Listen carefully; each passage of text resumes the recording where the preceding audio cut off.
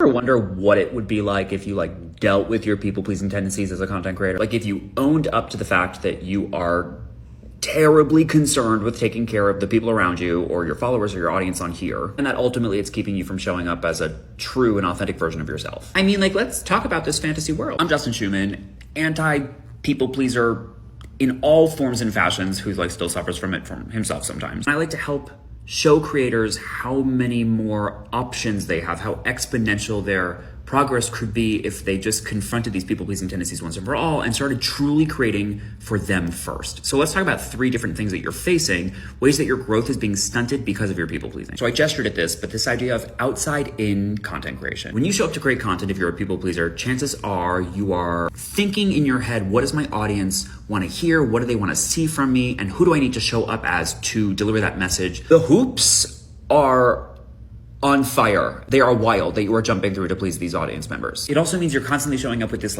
outside, superficial view in on yourself and your content creation, forcing you to nitpick every single thing about you, the way that you show up on camera. Awful. Plus it hinges on you reading the minds of your audience members, which spoiler alert, you might be amazing. You can't do that. Number 2, the gag is you're showing up doing your best to read their minds, but you are actually missing out on an opportunity for connection with them, because since you're not really showing up as this honest version of yourself, they can't access you. Whether they realize it or not, there's no way for them to energetically connect with a real, true, complex, flawed human being, because you're not really showing them any of that. That connection with your audience is what's going to give you increased engagement, is ultimately going to lead to higher views and more reach, because your people are there for you, not just the solution that you present to them for their problem. And number 3, and I think this is the saddest of them all, if you are showing up as a people pleaser, as a content creator, chances are you're leaving most of yourself, your life, your story out of these content pieces because you feel the need to only share explicit value, i.e. tips, tricks, hacks, how-tos, reframes. You're leaving your story out of it because it doesn't feel as valuable. You don't feel like it deserves to take up as much space or weight in the stories that you tell on social, because